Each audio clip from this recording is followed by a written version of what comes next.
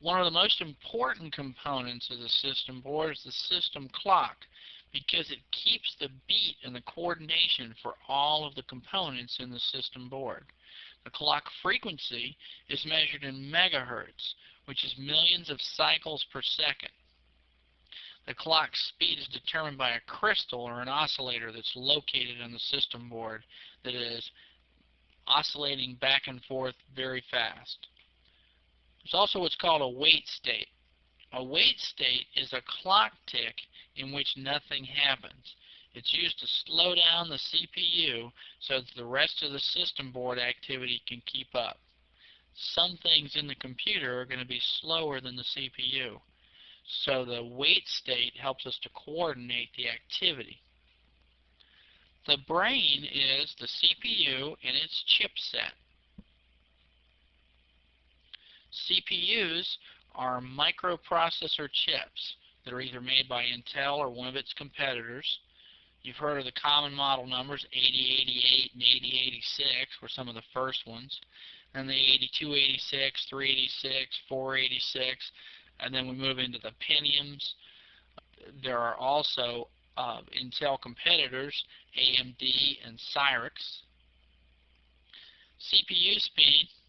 Average speed for a new CPU is about 550 megahertz, and that's going up. The CPU and the chipset improve the efficiency of programming code. Another thing to consider is the word size, or the internal data path size, the data path itself, and the maximum number of memory addresses that the CPU can address. Most of the time this is going to be about 4 gigabytes, which is what most operating systems will let a CPU address as well. Other factors include the amount of memory included with the CPU, which is called internal cache or primary cache or level 1 or L1 cache. All of those mean the same thing. It's cache that's built in to the CPU, or memory that's built into the CPU to help the CPU to function better.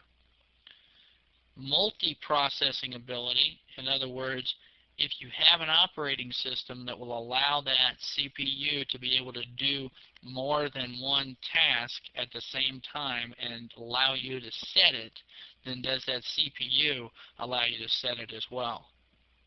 And then special functionality, like MMX, which stands for Multimedia Experience or Multimedia Expansion, which added additional elements to the CPU to improve the performance of games more than anything else. Games that are formatted with MMX technology play better. Processors have dramatically changed over the years. Next, we'll take a look at the evolution of processors over the years.